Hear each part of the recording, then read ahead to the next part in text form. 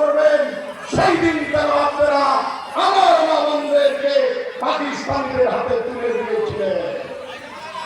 আজকে তারা বাড়ি বাড়ি যায়, আমার মা বোনেরা আছে, বাড়ি দিয়ে বলে জামাতে ইসলামে ভোট দিলে বেস্ত পাওয়া যাবে।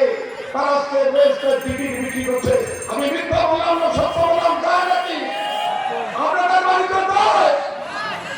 আমি আপনাদের জিজ্ঞাসা করবো, আপনারা অনেকেই সচেতন শিক্ষিত মানুষ। জামাতে ইসলাম বাংলাদেশে আছে, জামাতে ইসলাম পাকিস্তানে আছে, পৃথিবীর আর কোন দেশে জামাতে ইসলাম নেই।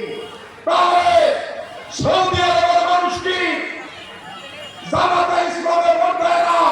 ইরানের মানুষ জামাতে ইসলামের ভোট দেয় না? আফগানিস্তানের মানুষ জামাতে ইসলামের ভোট দেয় না? এবং পৃথিবীর আরো 147টি দেশ আছে যেখানে জামাতে ইসলাম নেই। সেই দেশের মানুষরা কি ভেস্তে যাবে না? কি যাবে নাকি খালি বাংলাদেশের মানুষ আর পাকিস্তানের মানুষই ভেস্তে যাবে? কি বলেন মুরব্বীরা? আসলে তারা মিথ্যা কথা বলে, ধর্মকে ব্যবহার করে তারা রাষ্ট্র ক্ষমতায় যেতে চায়। সাথে বন্ধুরা আরেকটি কথা আমি বলবো, মুরব্বীরা আছেন, ইসলাম ধর্মে কোথাও কি আছে যে সুদ খাওয়া যাবে, সুদ দেওয়া যাবে? আছে? বলেন আপনারা তো অনেকেই ইসলাম করেন, হাদিস কোরআন জানেন, ইসলামের নিয়ম নীতি মেনে চলেন। আপনারা বলেন ইসলামের কোথায় রাখা আছে যে সুদ খাওয়া যাবে এবং সুদ দেওয়া যাবে? আছে কোথাও?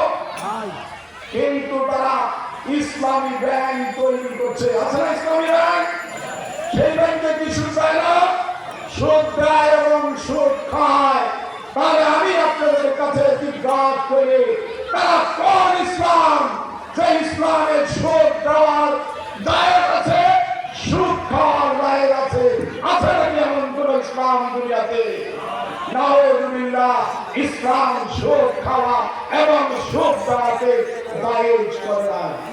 কাজেই আজকে বাংলাদেশের যারা বড় বড় ওরা আলেম ওলামা একরাম আছেন, যারা কওমি মাদ্রাসার বড় বড় স্কলার আছেন, তারা কিন্তু বলেছে জামাতে ইসলামের সাথে ইসলামের কোন সম্পর্ক নাই।